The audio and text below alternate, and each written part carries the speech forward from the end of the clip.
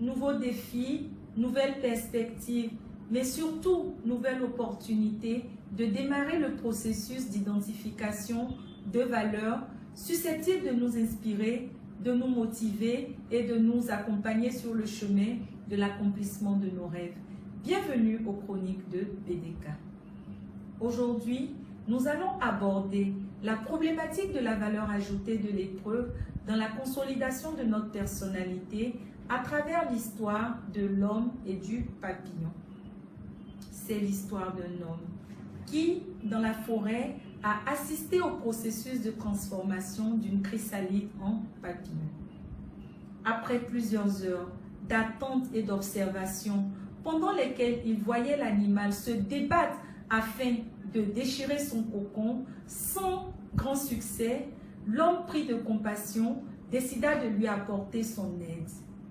Malheureusement, ce que le généreux monsieur n'avait pas compris, c'était que la lutte du papillon pour déchirer son cocon était une épreuve personnelle qui devait lui permettre de donner à ses ailes suffisamment d'impulsion afin de pouvoir les déployer. Et malheureusement, l'intervention extérieure a mis fin au processus et le papillon de notre histoire n'a jamais réussi à s'envoler.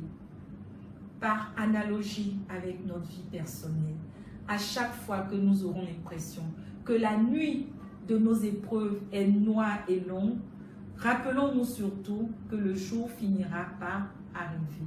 Et regardons surtout le processus de transformation de la chrysalide en papillon et visualisons la beauté qu'on obtient quand le papillon réussit à déployer ses ailes. Oui, comprenons une fois pour toutes que nos épreuves ne sont pas une punition divine, mais au contraire, un examen qui devrait nous permettre de pouvoir passer à une nouvelle étape de notre vie.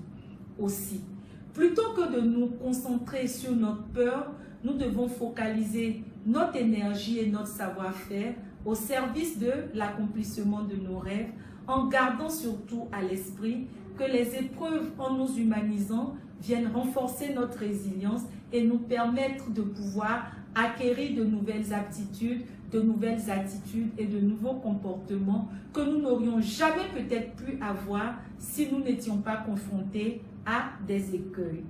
Et finalement, si notre vie se passait sans épreuve, nous risquerions d'être rabougris et handicapés comme le papillon de notre histoire.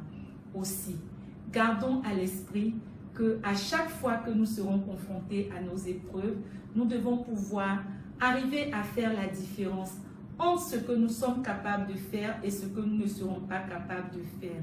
Et surtout, éviter que les épreuves ne nous endurcissent au point où nous ne soyons plus capables de pouvoir prier Dieu notre Père Céleste, ou au contraire nous fragiliser au point où nous ne serons plus capables de nous concentrer afin de lui présenter nos problèmes. Que Dieu, notre Père Céleste, puisse nous donner le bon discernement pour faire la différence entre ce que nous sommes capables de changer et ce que nous ne serons jamais capables de changer, afin que cette résilience qui nous permet d'impulser à notre vie un nouvel élan pour son envol de qualité ne soit pas qu'un simple mot, mais une évidence. Bonne semaine à tous et à toutes et à la semaine prochaine pour une nouvelle chronique. Je vous remercie.